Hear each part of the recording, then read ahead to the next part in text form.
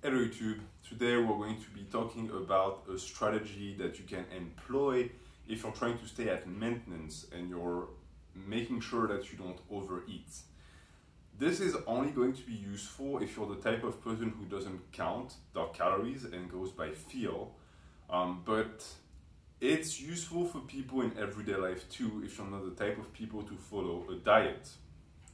So, it's a very simple trick. It has nothing very scientific behind it or technical, but you will find that if you do it, it will drastically help you stay at a maintenance level calorie and not go overboard.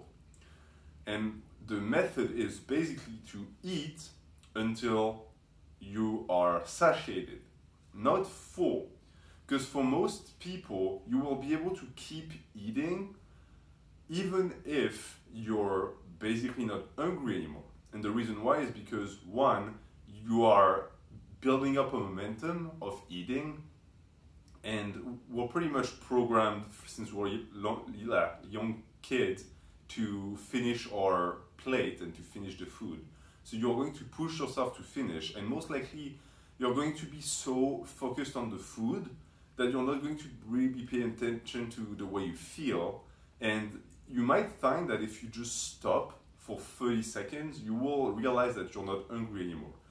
And you not being hungry anymore, unless you're the type of person who's an under or overeater, is a sign that you've had enough, that your body got what it needed, and you can pack up the meal and move on. Of course, this is only viable if you don't want to gain weight, but if you want to maintain or be at a slight surplus, I always found that this strategy works.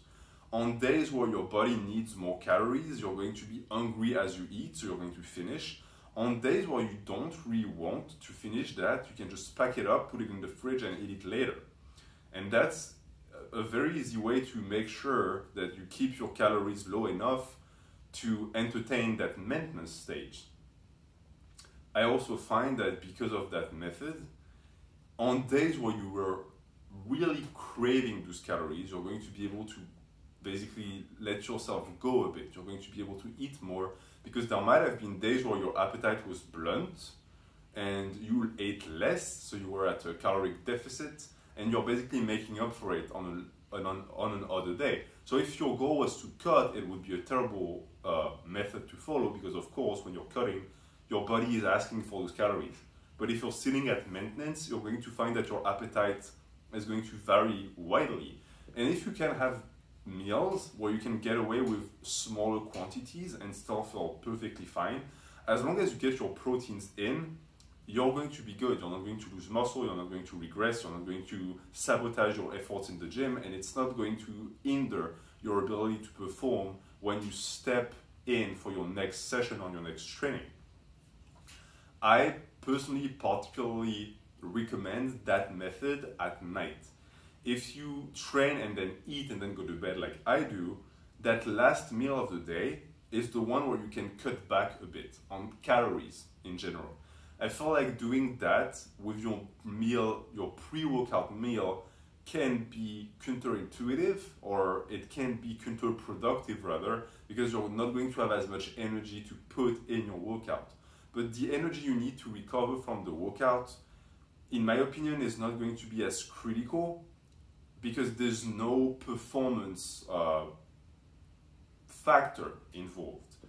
Meaning that if you wake up the next morning and you're not that hungry, that means you ate what you needed to eat. Of course, if you do that, I always advise making sure that you eat enough proteins to build the muscle back. And another good thing with that method is going to save you money, because you're going to find that sometimes, and I'm the worst culprit of that, because I get quite greedy about food.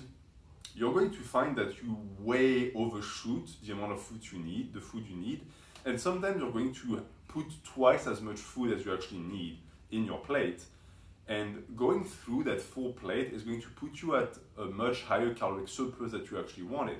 So don't be afraid of putting the plate to the side, waiting 1 or 2 minutes, and if you're not hungry anymore, don't finish it. Now, If on certain days you're refeeding or you're carving up or you're doing a cheat day where you want the calories to spike, then of course you're not going to apply that mentality or strategy to that particular day.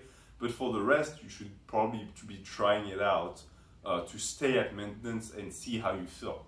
That is quite suited for people who are very instinctual and who don't have either a low or a high appetite. Thank you for watching. If you have experience with that type of diet, let me know. I would be happy to talk with you about that. And as always, have a good day.